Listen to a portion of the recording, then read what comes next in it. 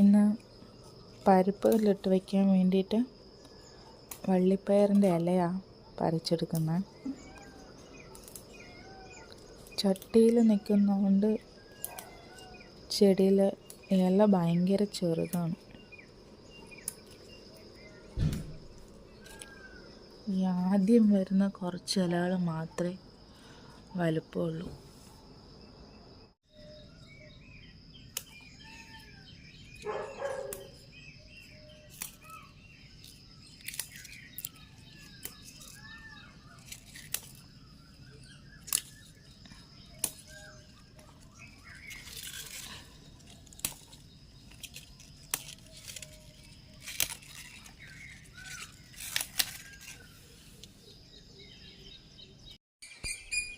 ഇത് വള്ളിപ്പയറെന്നാണ് ഞാൻ ആദ്യം പറഞ്ഞത്. വള്ളിപ്പയറല്ല കേട്ടോ, ഇത് വള്ളിച്ചീരയുടെ ഇലയാണ്.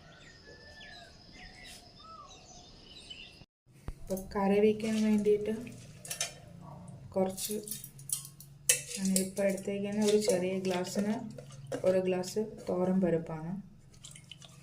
അപ്പോൾ ഇത് കുക്കറിൽ ആദ്യം തനിച്ച് വേവിച്ചെടുക്കണം.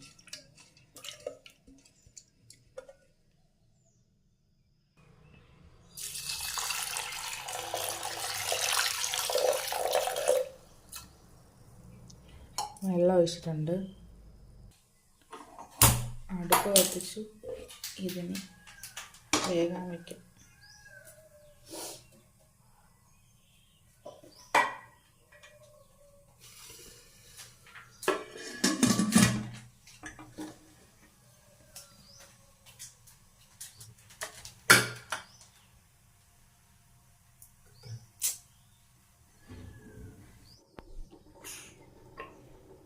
പരിപ്പ് വെന്തിട്ടുണ്ട്.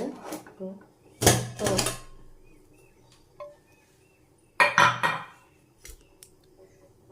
ഇതാ നന്നായിട്ട് പരിപ്പ് വന്നിട്ടുണ്ട്. വേറൊരു ചട്ടിയിൽ പറിച്ചുകൊണ്ട് വന്ന വള്ളിച്ചീരയുടെ ഇല അരിഞ്ഞത് അതിലിട്ട് കൊടുക്കാം. അതിലിട്ട് കുറച്ച് വെള്ളം കൂടെ ഒഴിച്ച് ഇതൊന്ന് വേവിച്ചെടുക്കാം.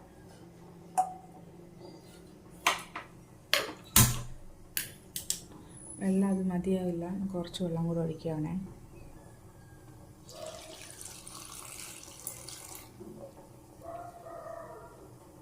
ഇതിനി മൂടി വെച്ച് വേവിക്കാം. ഇതവിടെ ഇരുന്ന് വേകുന്ന സമയത്ത് ഇതിന് ചേർക്കാൻ വേണ്ടിയിട്ടുള്ള അരപ്പും കൂടെ അരച്ചെടുക്കാം. 3 സ്പൂൺ തേങ്ങ,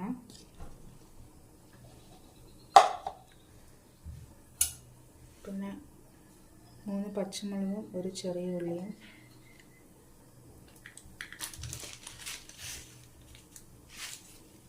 കുറച്ച് ജീരകം,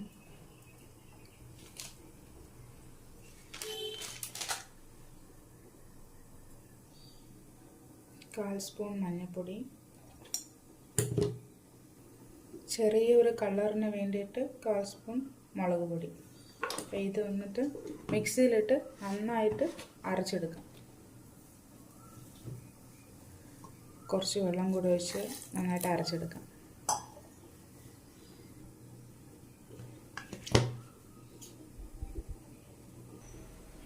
നന്നായിട്ട് അരച്ചെടുത്തിട്ടുണ്ട്.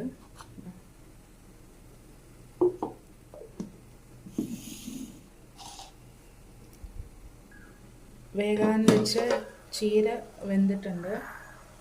അതിനൊരു നന്നായിട്ട് വെന്തിട്ടുണ്ട് കേട്ടോ.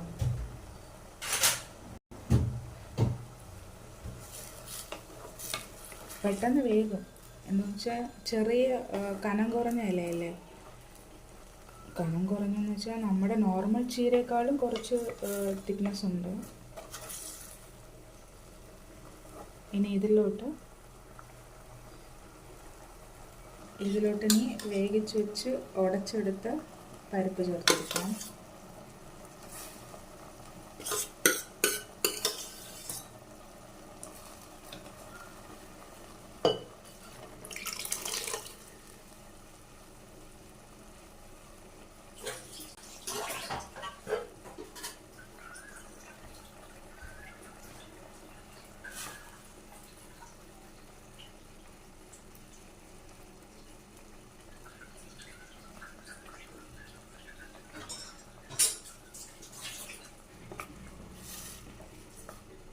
ഇതൊന്ന് മിക്സ് ചെയ്ത് കൊടുക്കാം.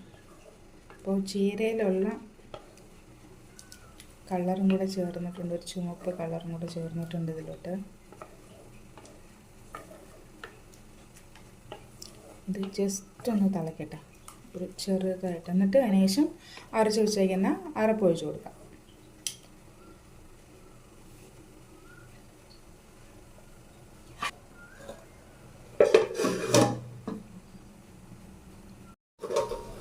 ഇത് കറി തിളച്ചിട്ടുണ്ട്. കറി ആയില്ല, ചീരയും പയറും തിളച്ചിട്ടുണ്ട്. ഇനി ഇതിലേക്ക് അരച്ച് വെച്ചേക്കുന്ന അരപ്പ് ഒഴിച്ചെടുക്കും.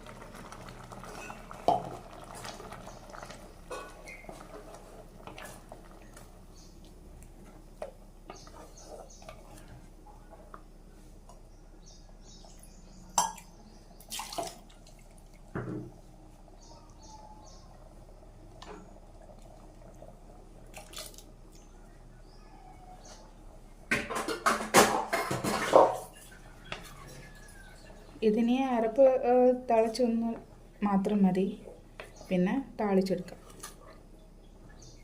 ഉപ്പ് ചേർത്തിട്ടില്ല, ആവശ്യത്തിന് ഉപ്പ്. ഇനി തീ ഒന്ന് കൂട്ടി വയ്ക്കാം.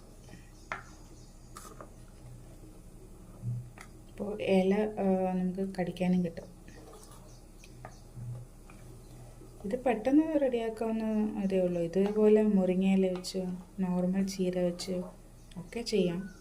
പിന്നെ ഇപ്പം എൻ്റെ കയ്യിലുണ്ടായിരുന്നത് ഈ വള്ളിച്ചീര ആയതുകൊണ്ട് നമ്മൾ വീട്ടിൽ തന്നെ വളർത്തിയത്. അത് എന്താ പറയുക, വിത്ത് വീണ് മുളച്ച് കിട്ടിയത് എനിക്ക്.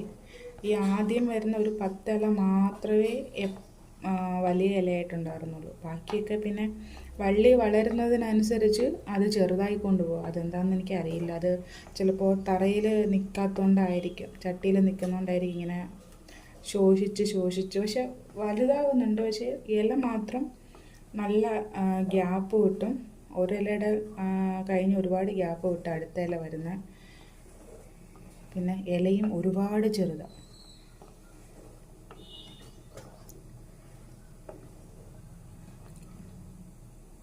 ഉപ്പുണ്ടോ നോക്കോട്ടെ. കുറച്ച് കുറവ്.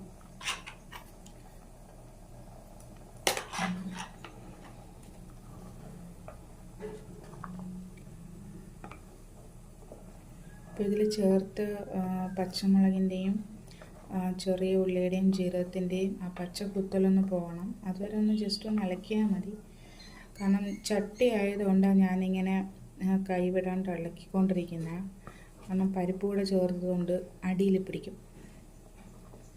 ഇല്ലെങ്കിൽ നമുക്ക് ഇളക്കേണ്ട ആവശ്യമൊന്നുമില്ല. ചുമ്മാ ഒരു തിള വരുന്ന സമയത്ത് എടുത്ത് മാറ്റാവുന്നേ ഉള്ളൂ. ഈ ചട്ടി ആയതുകൊണ്ട് പരിപ്പും കൂടി ചേർത്തല്ല.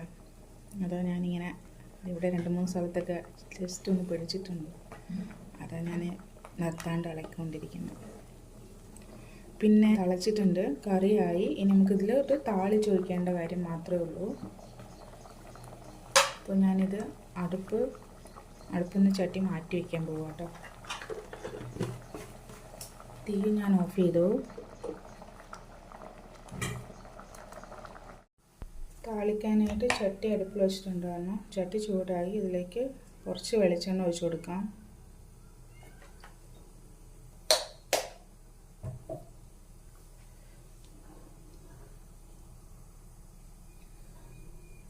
കുറച്ച് കടുക്,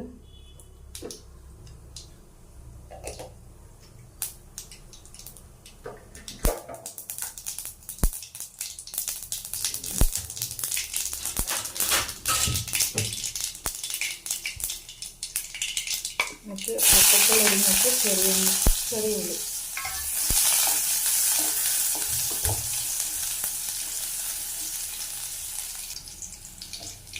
കുറച്ച് കറിവേപ്പില,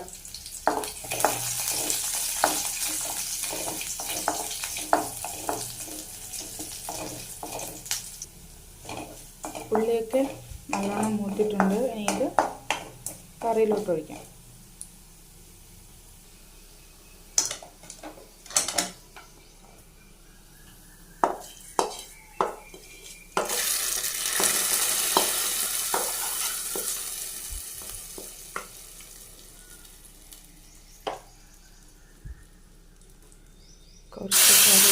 ചേർത്ത് ഇതിലോട്ട് ഒഴിച്ചു കൊടുക്കാം. എന്തൊരു സ്പീഡിലാണ് വരുന്നത്.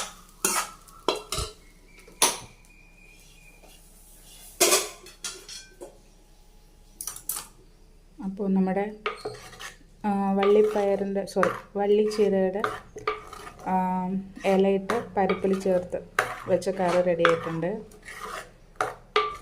പക്ഷെ എനിക്കിതിൻ്റെ കൂടെ കോമ്പിനേഷനായിട്ട് കഴിക്കാൻ ഇഷ്ടം ചെറിയ നെത്തോലി കരുവാട് തോരൻ വെച്ചതാണ് കേട്ടോ. നല്ല ടേസ്റ്റായിരിക്കും ഇതിൻ്റെ കൂടെ.